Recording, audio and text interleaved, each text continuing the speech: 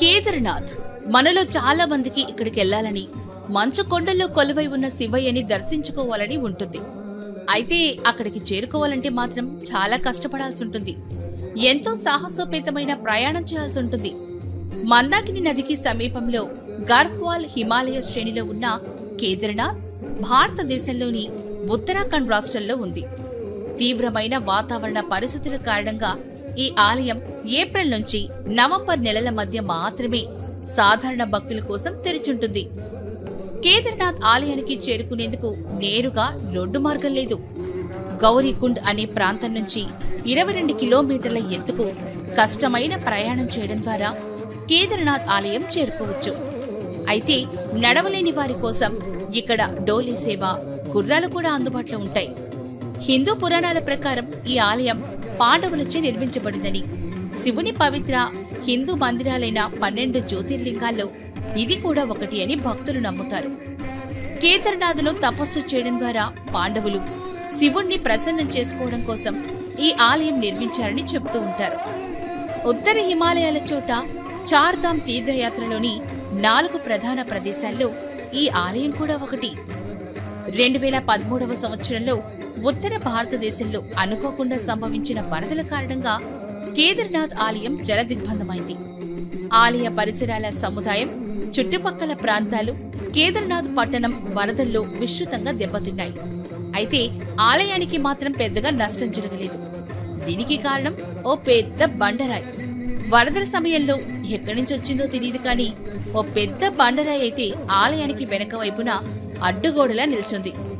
వరద ప్రవాహం ఆ బండరాయి కారణంగా తన ప్రవాహాన్ని మార్చేసుకుంది. దీంతో కేదార్నాథ్ ఆలయం అంతటి వరదల్లోనూ అలాగే నిలిచింది. అప్పటి నుంచి ఆ బండరాయికి కూడా భక్తులు పూజలు చేస్తుంటారు. భగవంతుడే ఆ బండరాయిని, ఆలయాన్ని కాపాడేందుకు అడ్డుగా ఉంచాడని నమ్ముతుంటారు.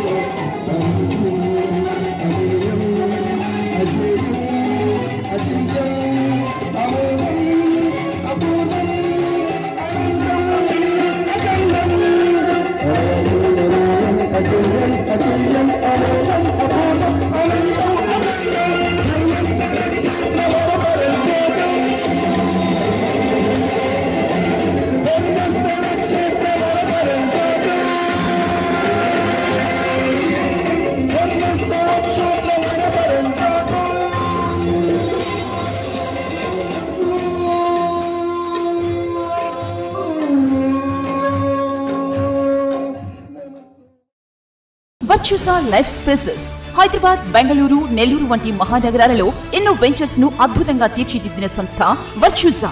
మా running ventures Vardhan Veracity, Kakapalli bit 2, Vardhan Valencia, Gudur, Bloomfield, Manavolu. Flat మరియు విలాస్ కొరకు సంప్రదించండి. Virtusa life spaces India private limited, Ramurthy Nagar, mini bypass road, Nellore.